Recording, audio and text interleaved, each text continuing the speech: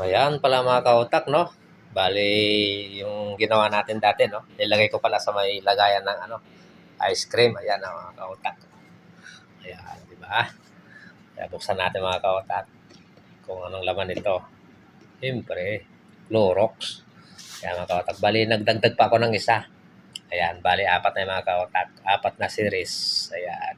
So, naging na siya, 4.5 volts mga kautak. 5.5 pala mga kautak. Ayan, sorry. Ayan, umabot ang gano'n. Mas maganda kung may booster talaga mga kautak para tatas pa yung niya, voltage niya. Ayan o. Ayan o. Ayan. Parang nagmukha na siyang gwapo mga kautak. Ayan. Patay mo natin ilaw. Ayan. Ayan mga kautak o. Parang lumakas siya o. Ayan o. Kita na mga kautak. Yan ang tunay na free energy gawa ng Sunrocks.